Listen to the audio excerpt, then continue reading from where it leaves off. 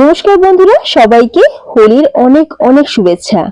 আজকে আমি নিয়ে এসেছি একটা সুপার স্পেশাল সুপার কুইক 20 মিনিটসের তৈরি হোলি স্পেশাল মাটন রেসিপি।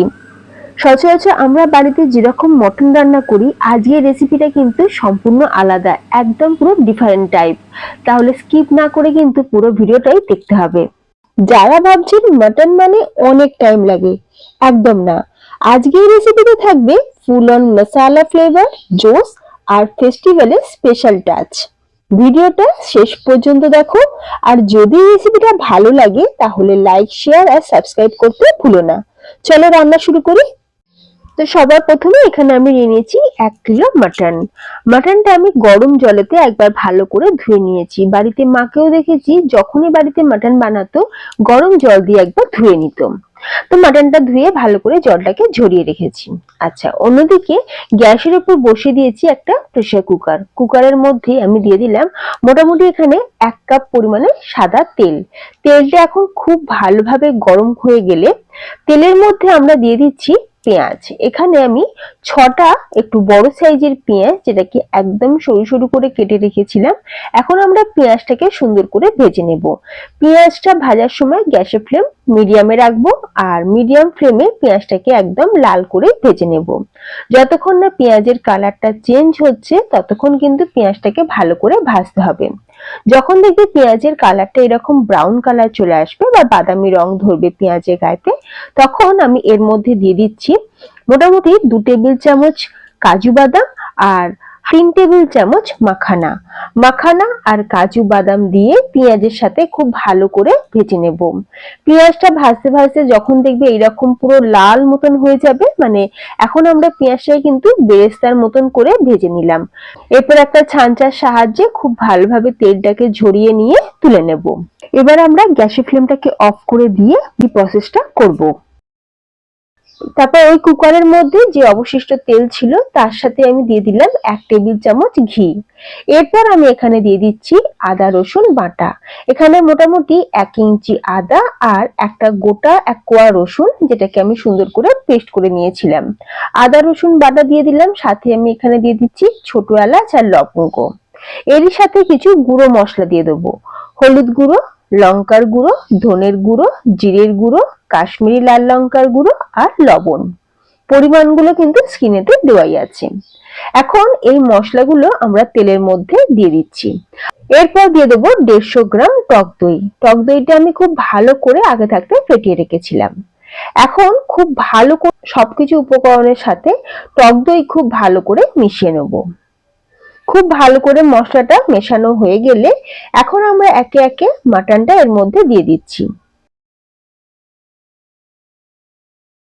এরপর গ্যাসের ফ্লেমটাকে অন করে দিয়ে খুব ভালো করে আমরা মশলার সাথে মাটনটাকেও একটু ভালো করে মিশিয়ে নেব। আজকের রেসিপিটা কিন্তু একদমই ইউনিক। আমরা সাধারণত বাড়িতে যখন মাটন বানাই আমরা কিন্তু মাটনটাকে ভালো করে কষতে থাকি, তবে আজকে কিন্তু আমি কোন রকম কষাকষির ঝামেলায় যাচ্ছি না, কারণ আজকে আমি একদম 20 মিনিটস মানে 20 মিনিটসেই বানিয়ে দেখাবো, এর থেকে কম বেশি হবে না। এরপর আমি দিয়ে দিলাম জুলিয়ান করে কেটে রাখা আদা, আর তার সাথে চেরা কাঁচা লঙ্কা আর একটা তেজপাতাও দিয়ে দিলাম। এখন দিয়ে দিলাম গরম জল। যেহেতু মাটন রান্না করছি তাই আমি এখানে জল গরম ব্যবহার করলাম। তো মোটামুটি আমি এখানে হাফ লিটারের থেকে একটু কম পরিমাণে দিয়ে দিলাম জল। এখন আমরা প্রেসার কুকারের মুখটাকে বন্ধ করে দিয়ে আমরা এখানে 3টে হুইসেল দিয়ে নেব। দেখো, প্রেসার কুকারে সবার প্রেসার কুকার কিন্তু একরকম থাকে না। তো মোটামুটি আমার এই প্রেসার কুকারে 3টে হুইসেল দিলেই কিন্তু মাটনটা খুব ভালোভাবে সুসিদ্ধ হয়ে যায়। তোমরা তোমাদের প্রেসার কুকার অনুযায়ী কুকারের সিটিটা সেটা তোমরা কম বেশি করে নিতে পারো। এবার যতক্ষণ মাটনটা সিদ্ধ হচ্ছে অন্যদিকে আমরা আরো দুটো কাজ সেরে ফেলবো। যে বেরেস্তা আমরা বানিয়ে রেখেছিলাম, মানে পেঁয়াজের যে বেরেস্তা বানিয়ে রেখেছিলাম, সেটাকে আমরা গ্রাইন্ডিং জারের মধ্যে দিয়ে দিচ্ছি। পেঁয়াজের সাথে আমি এখানে মাখানাও রেখেছি আর কাজুও রেখেছিলাম। এবার সবকিছুকে গ্রাইন্ডিং জারের মধ্যে দিয়ে জল ছাড়াই আমি এটা সুন্দর করে পেস্ট করে নেব। আর এখানে আমি নিয়েছি কিছু স্পেশাল মশলা। এই মশলাটাই কিন্তু মাটন রেসিপির টেস্টকে একদম হাই লেভেলের করে দেবে। নিয়েছি গোটা জিরে, ছোট এলাচ, লবঙ্গ, দারচিনি, অল্প সামান্য জয়িত্রী, অল্প সামান্য জায়ফল, গোলমরিচ। মানে গোটা গোলমরিচ। এই মশলাগুলো আমি হালকা একটুখানি ড্রাই রোস্ট করে গুঁড়ো করে রাখবো। আর এদিকে দেখো 3টে হুইসেল হয়ে যাওয়ার পর আমি প্রেসার কুকারটা মানে গ্যাসটা অফ করে দিয়েছিলাম। তারপরে পুরোটা আমরা ভাপে রেখেছিলাম। যখন প্রেসারে পুরো ভাপটাই বেরিয়ে গেছে তখন ঢাকনাটা খুলে নিলাম। এখন আমরা কি করব, গ্যাসটাকে আবার অন করে দিয়ে এখানে যে পেঁয়াজের বেরেস্তা যেটা আমরা পেস্ট করে রেখেছিলাম পেঁয়াজের পেস্ট দিয়ে দিলাম। দিয়ে এখন কিন্তু আমরা খুব ভালো করে একটু নাড়াচাড়া করে নেব। এই সময় একটু কন্টিনিউ নাড়তে হবে, যেহেতু কাজু বাদাম দেওয়া আছে সেই জন্য হয়তো লেগেও যেতে পারে, তাই কন্টিনিউ কিন্তু নাড়তে হবে। আচ্ছা, আর এখানে আমি দিয়ে দিচ্ছি সেই ভাজা মশলাটা যেটা আমরা ভেজে গুঁড়ো করে রেখেছিলাম। মশলাটা দেওয়ার সাথে সাথেই তোমরা দেখতে পাবে এত সুন্দর ফ্লেভার আসবে, আর মাটনের কালারটাও কিন্তু একদম চেঞ্জ হয়ে যাবে। এবার দিয়ে দেবো 1 কাপ উষ্ণ গরম দুধ। এই দুধ দেওয়ার ফলে গ্রেভির টেক্সচারটা যেমন গাঢ় হবে তেমনি হবে রিচ আর ভীষণই ক্রিমি। 1 কাপ দুধ দিয়ে এখন খুব ভালো করে আরো কিছুক্ষণ একটু ফুটিয়ে নেব।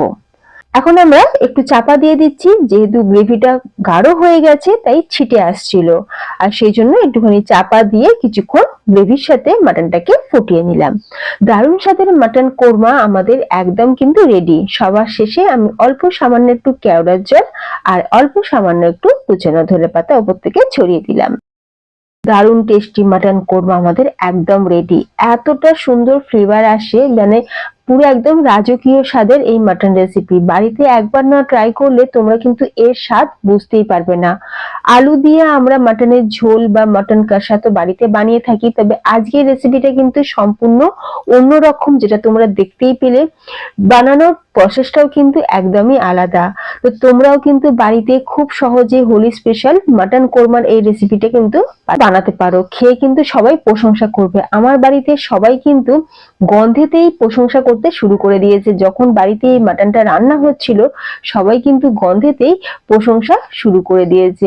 তো ফ্রেন্ডস, আজকের এই মাটন কোরমা রেসিপি তোমাদের কেমন লাগলো অবশ্যই কমেন্টে জানিও। রেসিপিটা ভালো লাগলে লাইক, শেয়ার আর চ্যানেলটা সাবস্ক্রাইব করে যেতে একদমই ভুলো না।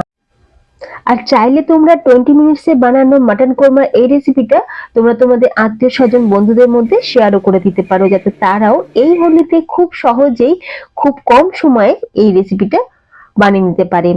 তাহলে ফ্রেন্ডস, আজ আসি, দেখা হবে নতুন কোনো রেসিপির সাথে। ভালো থাকবে, সুস্থ থাকবে, ধন্যবাদ।